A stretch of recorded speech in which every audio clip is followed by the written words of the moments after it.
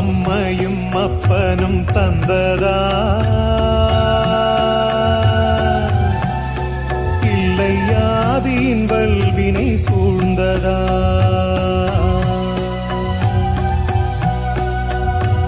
அம்மையும் அப்பனும் தந்ததால் இல்லை ஆதியின் வல்வினை சூழ்ந்ததா இம்மையை நான் அறியாததா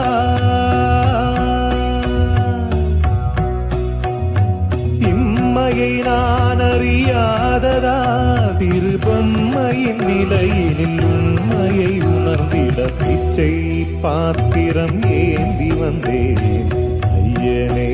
என் ஐயனே பிச்சை பாத்திரம் ஏந்தி வந்தேன்